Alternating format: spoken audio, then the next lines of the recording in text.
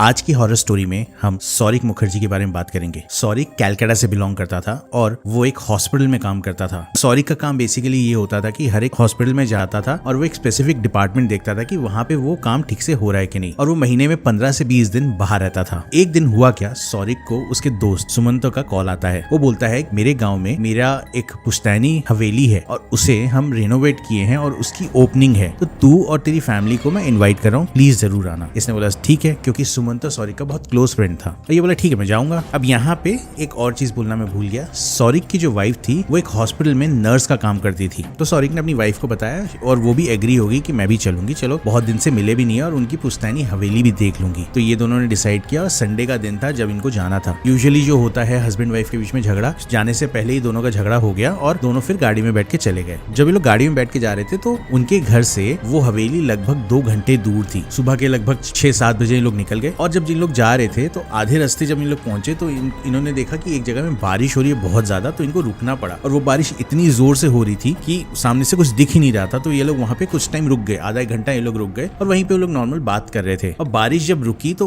उसकी वाइफ को, सौरिक की वाइफ को दिखा कि सामने में एक बहुत प्यारा सा पेड़ था और उसमें 4-5 फूल लगे हुए थे। तो बोली मैं ना ये फूल ले लेती हूँ और ये फूल जाके ना मैं गिफ्ट कर दूंगी, हमने लिया तो नहीं सुबह सुबह कुछ, और मैं इनको फूल बांध के मतलब ला के इसको बांध के इसके नीचे कुछ करके मैं उसको गिफ्ट कर दूंगी। तो सौरिक बोला चल ठीक है, फूल दिख भी अच्छे रहे, मैंने ऐसे फूल देखे भी नहीं है। तो वो जाके 3-4 फूल वहां से तोड़ ली और उसको अच्छे से पैक करके ले गई। और वो रास्ते में उसको बांध के लेके भी जा रही थी, मतलब एकदम सुंदर सा उसको एक छोटा सा गुलदस्ता बना दी। और वो लोग वहां पहुंचे और जब तक वो लोग वहां पहुंचे ये लोग का झगड़ा लगभग शॉर्ट आउट हो गया था। ये लोग वहां पहुंचे लेकिन ये लोग उसको वो गुलदस्ता देना ही भूल गए। ये लोग अंदर गए, अंदर जाते ही इनका दिमाग खराब हो गया। उस हवेली में ये लोग घूम रहे हैं और हवेली खत्म ही नहीं हो रही है, इतनी बड़ी हवेली थी उनकी। मतलब अंदर घुसते ही अंदर हवेली के अंदर में ही उनका लॉन था, स्विमिंग पूल था और सब कुछ था। और वो पुश्तैनी हवेली थी तो उसको रेनोवेट करने के लिए भी उनको काफी पैसा लगा। तो वो लोग बहुत टाइम लगाया उसको घूमे। सुमंतो ने एक एक रूम दिखाया था उनको और इसी में उनके बज गए थे 4, 4:30, 5 बज गए थे। उनको निकलने में लेट हो गया था। अब निकलने से पहले सौरिक की वाइफ को बुखार जैसा लगने लगा और वो उसको ना एक अजीब सा लगने लगा कि नहीं मेरे को अच्छा नहीं लग रहा है, चलो चलते हैं। तो फिर उन दोनों ने डिसाइड किया कि वो लोग वापस जाएंगे।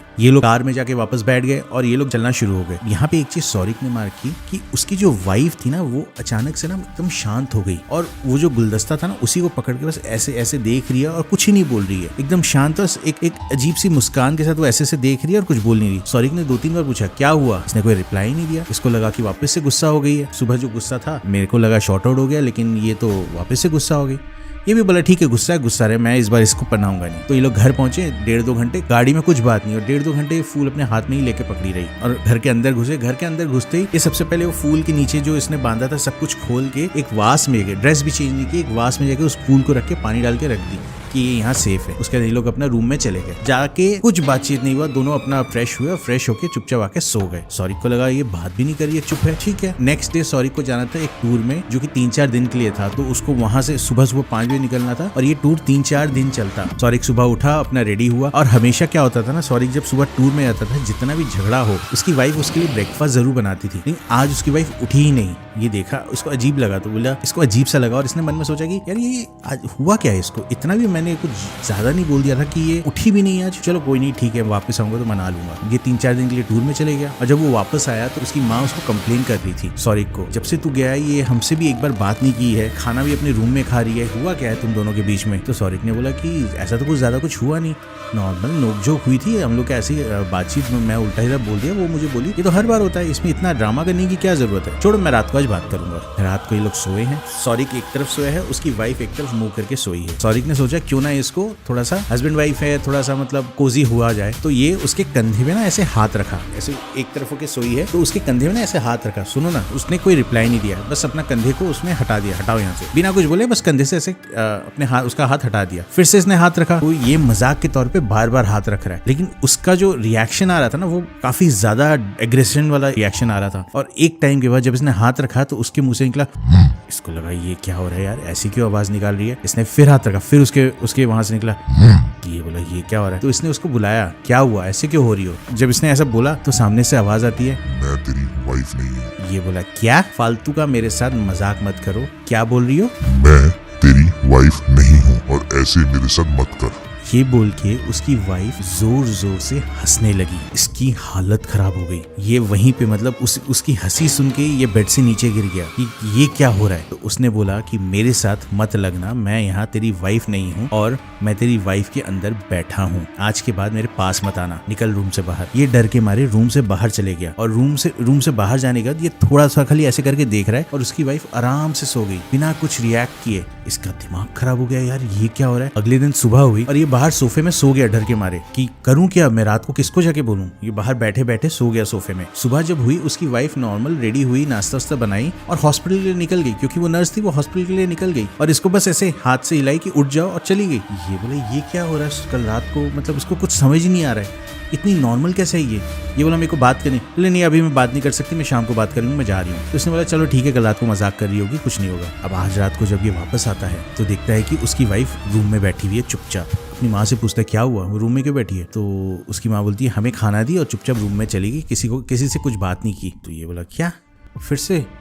अब इस बार ये जब रूम में जाता है, रूम में घुसता है और उसको बोलता है कि क्या हुआ, रूम में क्यों बैठी हो। उसकी वाइफ का रिएक्शन आता है, मैंने कल बोला था ना मैं तेरी वाइफ नहीं हूँ। तो ये बोलता है सुबह तो मेरे से बात करके गई है, मेरे साथ ये प्लीज मजाक मत कर। इसने बोला मैं तेरी वाइफ नहीं हूँ, सुबह तेरी वाइफ को मैं छोड़ देता हूँ ताकि वो ऑफिस जाके अपना काम कर सके। वापस मैं तेरी वाइफ के अंदर आ गया हूँ, अभी तू मेरे लिए दारू और चिकन लेके आ। चिकन, तू तो चिकन खाती नहीं है। इसने फिर रिएक्ट किया, मैंने बोला ना मैं तेरी वाइफ नहीं हूँ, समझ नहीं आ रहा तेरे को। ये डर के मारे बाहर गया, दारू खरीदा, चिकन लाके दिया और जैसे ही चिकन लाके दिया वो जिस तरीके से खाने लगी इसकी हालत खराब हो गई और उसकी वाइफ ऐसे खाते खाते इसको इशारा दी बाहर निकल। ये जब बाहर गया उसकी वाइफ वहीं पे चिकन खा रही है और दारू पी रही है, बिना पानी के दारू पी रही है, जो कि एक अनयूजुअल चीज थी क्योंकि उसकी वाइफ ना पीती थी ना चिकन खाती थी। मछली जरूर खाती थी लेकिन आज वो चिकन खा रही है। अब ये सिलसिला इसका लगभग रोज होने लगा, रोज दारू रोज चिकन, रोज दारू रोज चिकन। सुबह उठता है, ऑफिस जाके ऑफिस का सारा काम करता है, टूर में जाता है, वापस आता है, अपनी वाइफ को रोज देखता है, किसी से कुछ शेयर नहीं कर सकता। इसने एक बार बोला कि तेरे को चाहिए क्या, अपनी वाइफ से पूछा कि तेरे को चाहिए क्या। उसने बोला मेरे को कुछ नहीं चाहिए, मेरे को तेरी वाइफ चाहिए और मैं तेरी वाइफ में रहूंगा और गलती से भी किसी भी पंडित या किसी के पास अगर तू गया तो तेरी वाइफ को मैं साथ ले जाऊंगा। अब ये सुन के वो और डर गया था कि मैं करूं तो करूं क्या। लेकिन एक दिन उसने ये डिसाइड किया कि आज तो मैं इसके साथ दारू पीऊंगा। वैसे भी मेरी वाइफ मेरे हाथ से जा रही है, मेरे को साथ में दारू पीना है इसके और मेरे को इससे बात करनी है ताकि मेरे को भी कुछ हिम्मत आए। अब इसने क्या किया, इसने दारू लाया, एक किया 2 बोतल दारू लाया और चिकन लेके आया। इसने उसको दारू दी और आज जो इसने लाया था छोटी बोतल नहीं बड़ी बोतल लेके आया। तो ये जब बोतल लेके आया तो उसकी वाइफ ने पूछा आज बड़ी बोतल क्यों। तो इसने बोला मैं भी पीऊंगा। तो इसने बोला क्यों, तेरे को पीना है तू बाहर पी, अंदर पीने की जरूरत नहीं। इसने बोला नहीं मेरे को आज यहाँ पीना है, मेरे को तेरे से बात करनी है। अब उसकी वाइफ और इसका कन्वर्सेशन हो रहा है, मतलब सोच सकते हो वो सीन, उसकी वाइफ और उसका कन्वर्सेशन हो रहा है जो कि मतलब उसकी वाइफ है ही नहीं अभी।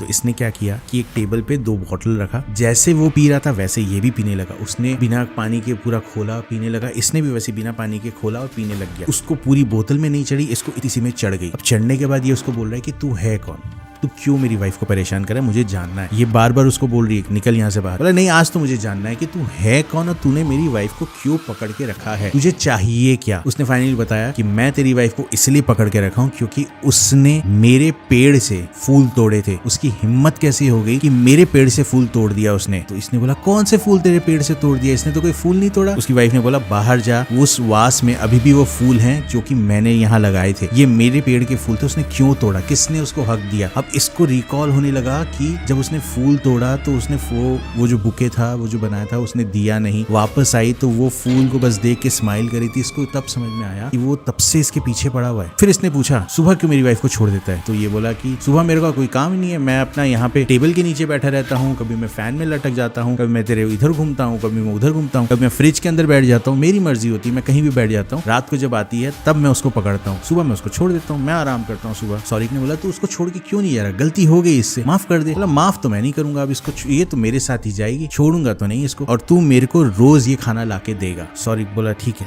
मैं तेरे को रोज लाके दूंगा, प्लीज मेरी वाइफ को कुछ मत करना, प्लीज उसके साथ जितने हो सके अच्छे से रहना, प्लीज मेरी वाइफ को कुछ मत करना। इसी दौरान उसकी वाइफ ना पतली होती जा रही थी, वो खाना इतना खा रही थी, अच्छे से घूम रही थी, लेकिन उसका चेहरा ऐसा लग रहा था कि कोई उसके चेहरे से सारा ग्लो हटा दिया है और ऊपर एकदम सिकुड़ के पतली होती जा रही है। तो इसने बोला ये इतनी पतली क्यों हो रही है। उस एंटिटी ने बोला कि मैं इसी की तो एनर्जी यूज कर रहा हूँ, मेरे पास पास एनर्जी का है, मैं इसी की एनर्जी यूज करके यहाँ सस्टेन कर रहा हूँ। तो इसने बोला कि अब आगे जब तक एनर्जी इसकी यूज कर पाया तो कर पाया, उसके इसको मार दूंगा, छोड़ के चले जाऊंगा। ये सुनते ही सौरिक का दिमाग खराब हो गया कि ये बोल क्या रहा है यार, इसे मार देगा ये मेरी वाइफ को। नेक्स्ट डे सौरिक ने डिसाइड किया कि वैसे भी मेरी वाइफ मरेगी, मैं जा रहा हूँ एक हनुमान मंदिर में जाके मैं वहां पे जाके हनुमान जी को प्रे करूंगा कि मेरी वाइफ को बचाओ। सौरिक नहा धो के ऑफिस से छुट्टी ले लिया, घर पे किसी को नहीं बताया और हनुमान मंदिर में जाके बैठ गया। और वो वहां पे बैठा रहा, काफी घंटों तक वो बैठा रहा और भगवान जी को प्रे करता रहा, प्लीज मुझे मेरी वाइफ इस जगह से निकालो, ये कहाँ फंस गई है, हमने किसी का कुछ बुरा नहीं किया, अब ये कहाँ फंस गई है। और उसी समय उसने देखा कोई एक बड़े पंडित जी आए हैं और उनकी एक टोली आई है, मतलब पंडित जी आने से पहले उनकी एक टोली आ रही थी। सौरिक ने से घूम के उनको देखा और वो भी अंदर घुस रहे थे। उस समय दोनों की आई कांटेक्ट हुआ और दोनों ने स्माइल दिया, बस उन्होंने एक स्माइल किया तो सौरिक ने भी एक स्माइल कर दिया और फिर घूम के हनुमान जी की तरफ देख के बैठा रहा। थोड़ी देर के बाद, लगभग आधे घंटे के बाद, एक आदमी आता है उनके पास और बोलता है कि गुरुजी आपको अंदर बुला रहे हैं। बोला कौन गुरुजी? जो गुरुजी आप अभी जिनको आपने देखा था वो आपको अंदर बुला रहे हैं, आप आइए। ना जान ना पहचान, मुझे अंदर बुला रहे हैं कि आप आइए यहाँ पे हमसे बात करनी है। फिर भी ये गया, शायद कुछ बोलेंगे कि दक्षिणा दे दो। जब सौरिक अंदर गया तो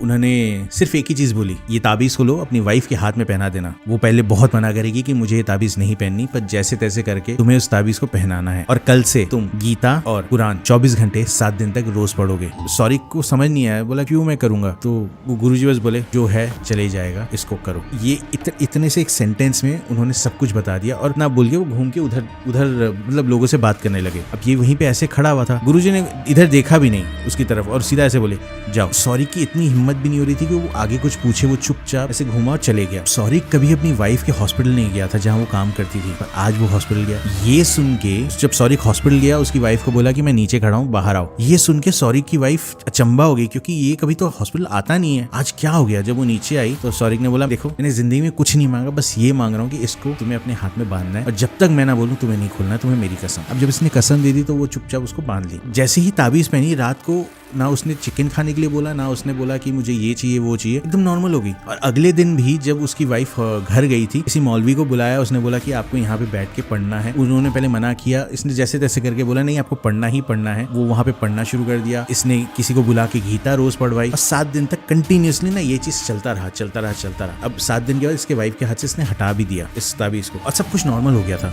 उसकी लाइफ एकदम सेटल्ड हो गई थी, एकदम नॉर्मल हो गई थी, जैसे कुछ हुआ ही नहीं था उसकी लाइफ में। कुछ दिन नॉर्मल चले गया, उसके बाद एक दिन ये टूर से वापस आया था, ऐसे ही वही सीन हुआ। इसने अपनी वाइफ के कंधे पे ऐसे हाथ रखा, सुनो, इसने ऐसे किया, अभी नहीं, इसने फिर ऐसे किया, सुनो मेरी बात सुनो। इसकी वाइफ की तरफ से एक आवाज आई, इतना सुन के इसकी हालत खराब हो गई। फिर इसने फिर एक बार रिस्क लिया, सुनो, लेकिन इस बार हाथ नहीं रखा, बस इतना बोला है कि उसकी वाइफ ने बोला मैं तेरी वाइफ नहीं हूँ। ये सुन के सौरिक बेड से नीचे फिर से गिर गया, लेकिन यहाँ एक उसके लिए सरप्राइज था। जब वो नीचे गिरा तो इसकी वाइफ उठ के बैठ गई और उसने बोला कि मैं तेरी वाइफ नहीं हूँ, मेरा नाम अब्दुल्ला था और टेंशन मत ले, मैं तेरी वाइफ को परेशान करने नहीं आया हूँ, मैं तुझे छोड़ के जा रहा हूँ और मैं तेरे को बस थैंक यू बोलने आया हूँ कि मेरा नेक्स्ट जन्म हो गया है। उस जन्म से पहले मैं बस तेरे पास आया था कि तूने मेरे को मुक्ति दिलाई है, मैं दूसरा जन्म लेने वाला हूँ, इसलिए मैं बस तुझे थैंक यू बोलने आया हूँ और मैं तेरे को परेशान नहीं करूंगा, मैं जा रहा हूँ। और उसके बाद से आज तक सौरिक के साथ कभी ऐसा इंसिडेंट नहीं हुआ। इमेजिन करो आप रात को सोए हो, सडनली आपकी नींद खुलती है और आप रियलाइज करते हो कि कोई आपके दरवाजे में अपने नाखून से आपका दरवाजा नोच रहा है। ऐसे सिचुएशन में आप क्या करोगे? क्योंकि यही सिचुएशन थी रोहन और आदित्य की। रोहन एक सिंधी फैमिली से था और वो छत्तीसगढ़ के गरियाबंद शहर से था। रोहन के पिता एक अपर मिडिल क्लास फैमिली से बिलोंग करते थे। उनके पास पैसा तो था, लेकिन क्योंकि वो सिंधी फैमिली से थे, उनके रूल रेगुलेशंस काफी थे। पैसा सही जगह लगाना है, जितना चाहिए उतना ही खर्चा करना है, उल्टा सीधा पैसा नहीं खर्चा करना है। रोहन हमेशा से चाहता था कि वो गरियाबंद जैसे छोटे शहर में ना पढ़े, बल्कि पुणे जैसे बड़े शहर में जाके पढ़े। और सेम चीज था आदित्य के साथ, आदित्य भी पुणे जाके पढ़ना चाहता था। तो दोनों ने अपने पेरेंट्स को कन्विंस करने की पूरी कोशिश की। आदित्य ने तो अपने पेरेंट्स को कन्विंस कर लिया था, लेकिन रोहन के पिताजी मान नहीं रहे थे। तो उन्होंने बोला कि मैं तुझे उतने ही पैसे दूंगा जितना पैसा मैं यहाँ तुझे दिया होता, अगर तू उसमें हाँ करता है तो मैं तुझे पुणे जाने दूंगा। तो रोहन ने बोला ठीक है, मैं देख लूंगा, आप मेरे को उतने ही पैसे देना जितने पैसे में मेरा यहाँ पे खर्चा होता। दोनों ने कन्विंस कर लिया और दोनों दोनों पुणे शिफ्ट हो गए। पहले कुछ दिन जब वो शिफ्ट किए तो वो हॉस्टल में रुके थे। अब हॉस्टल में दिक्कत ये थी कि रेस्ट्रिक्शंस बहुत ज्यादा थी और खाना पीना ठीक से नहीं मिलता था और बहुत ज्यादा शोर होता था। तो आदित्य और रोहन ने डिसाइड किया कि पास में एक छोटा सा घर ले लेते हैं जिससे हमारे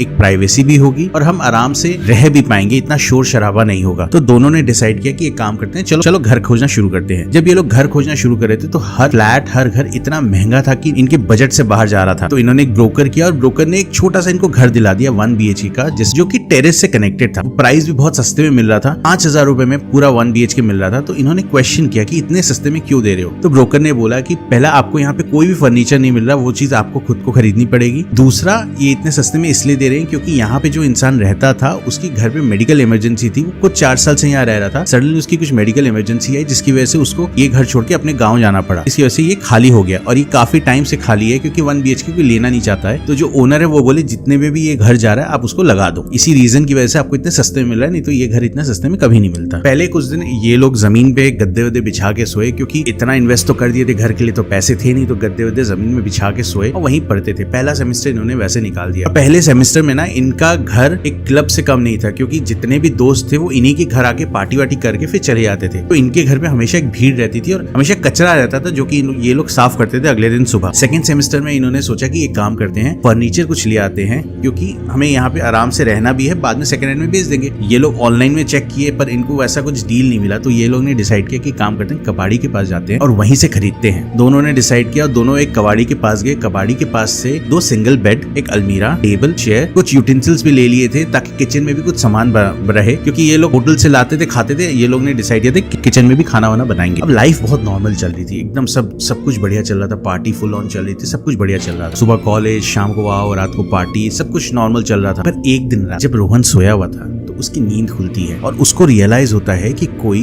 उसके दरवाजे में जोर से नाखून से ऐसे खरोच मार रहा है। ये उठता है और ये आदित्य को उठाता है। आदित्य देख कुछ है यहाँ पे, आवाज आ रही है। आदित्य उठता है, बोलता है नहीं कुछ नहीं है। और उसके बाकी दोस्त लोग भी वहीं सोए रहते हैं तो वो लोग भी बोलते हैं नहीं कुछ नहीं है, हमें नहीं आवाज आ रही। रोहन को लगता है कि ठीक है कुछ होगा, मुझे ही समझ नहीं आ रहा होगा, मैं ही वहम कर रहा हूँ। तो छोड़ देता है और सो जाता है। फिर कुछ दिनों बाद रोहन और आदित्य को ये फील होने लगता है कि उसके जितने दोस्त थे वो लोग आना बंद कर दिए। और जब उनसे क्वेश्चन किए कि तुम लोग आते क्यों नहीं हो, तो वो लोग बोलते हैं कि अब मन नहीं करता तेरे घर आने का, तुम लोग यहाँ आ जाया करो। अजीब सा लगा, ठीक है नहीं करता तो मत आओ, हम ही जब भी होगा हम आ जाएंगे। तो ये लोग जाते थे अपना वहाँ पे नाइट स्पेंड करते थे और वापस आ जाते थे। लेकिन जब ये लोग रात को सोते थे ना, इनको फील होता था कि कोई उस रूम में है, उनको देख रहा है या उनसे मतलब एक हैवीनेस उनको फील होने लग गया।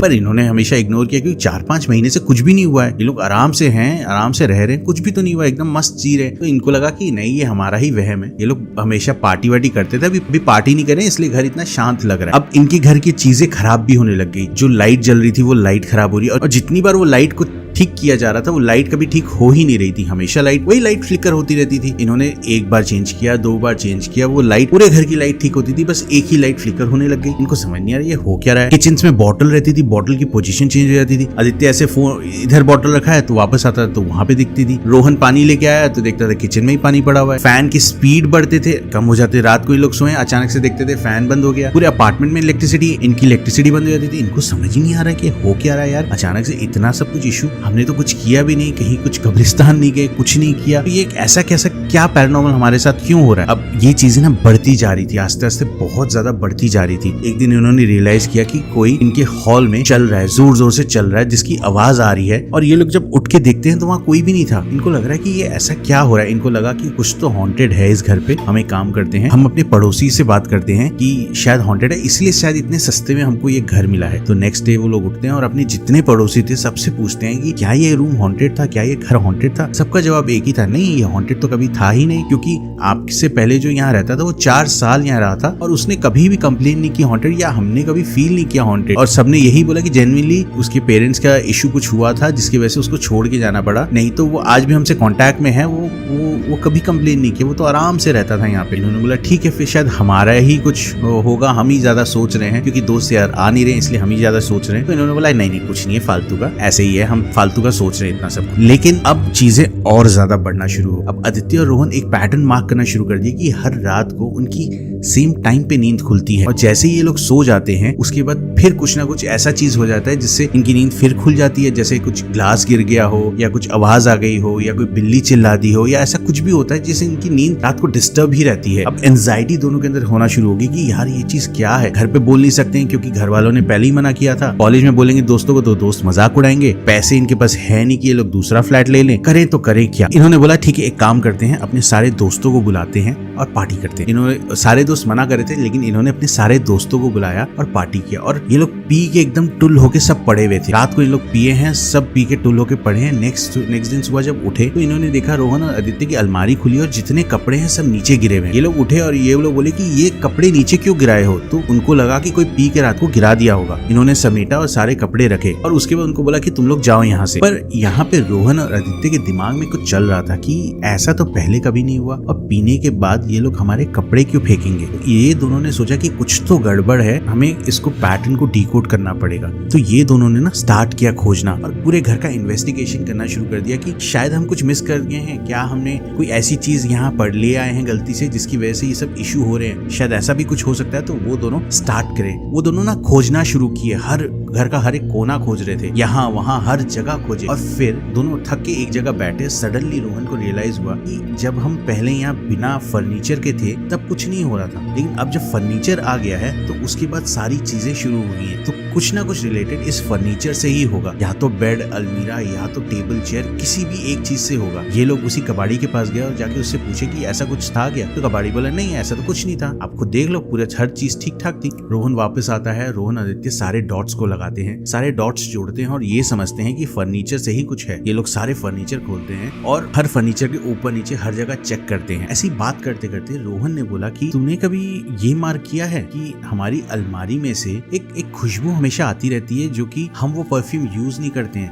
आदित्य ने बोला हाँ ऐसा तो है। ये दोनों ने सोचा कि शायद ये अलमारी तो नहीं हो सकती, ऐसा भी तो हो सकता है कि अलमारी हो, क्योंकि कपड़े भी गिरे थे अलमारी से और इसके आने के बाद ही सब कुछ हुआ है। दोनों ने पूरी अलमारी के सारे कपड़े उठा के फेंक दिए और उन्होंने देखा उसके पीछे में छोटा सा लॉक था, एक छोटी सी जगह थी जिसमें लॉक लगा के खोल सकते थे। इन्होंने चाबी खोजने की कोशिश की लेकिन उनको चाबी कभी मिली नहीं। तो इन्होंने क्या किया, स्क्रू ड्राइवर लाया और उस चीज को तोड़ दिया। अंदर में उनको दिखा एक फोटो जिसमें एक औरत उसी अलमारी के पास बैठी थी और उसका हस्बैंड उसी के साथ खड़ा था, पर उनकी दोनों आंखें पूरी काली थी। ये लोग दौड़ के जाते हैं उसी कबाड़ी के पास और उसको बोलते हैं कि भाई ये अलमारी जो है इसको वापस करनी है। तो कबाड़ी वाला बोलता है कि क्यों करनी है, हर बंदा जो इसको लेके जाता है वो यही चीज बोलता है कि इस अलमारी को वापस करनी है, मैं इस अलमारी को वापस नहीं करूंगा। इन्होंने सारी कहानी सुनाई उस कबाड़ी को कि ऐसा ऐसा इशू हुआ है, ये हमारे साथ हो रहा है। तो कबाड़ी बोलता है कि अब तो मैं कभी ना लूं तुम्हारी अलमारी। अब ये लोग क्या करते हैं, अलमारी को निकाल के अपने घर से बाहर रख देते हैं। अब जब घर से बाहर रख देते हैं, जितने भी बाकी फ्लैटमेट्स थे वो लोग कंप्लेन करना शुरू कर देते हैं कि अलमारी बाहर क्यों पड़ी है, हमें जाने आने में बहुत तकलीफ होती है। तो इनको अलमारी को वापस अंदर लाना पड़ा। इनकी हालत खराब, 3 दिन 4 दिन सो ही नहीं रहे हैं रात को, क्योंकि सोएंगे तो फिर डर लगेगा। रोहन फिर उस कबाड़ी के पास जाता है, उसको बोलता है देख भाई इस अलमीरा का जो करना है कर, हमें इससे मुक्ति चाहिए। तो कबाड़ी बोलता है ठीक है मैं एक काम कर सकता हूँ, अगर तुम्हें चाहिए तो तुम मेरा टेम्पो ले जाओ, मेरी टेम्पो में तुम उस अलमारी को रख के कहीं छोड़ आओ, दिक्कत क्या है। ये आइडिया दोनों को बहुत अच्छा लगता है। दोनों उसी दिन डिसाइड करते हैं कि टेम्पो ले आएंगे और अलमारी को उठा के ले जाएंगे। जब ये लोग अलमारी को उठाने की कोशिश करें तो अलमारी उठ ही नहीं रही है। 2 लोग 3 लोग 4 लोग लग गए, अब वो अलमारी उठ ही नहीं रही है। तो रोहन ने क्या किया,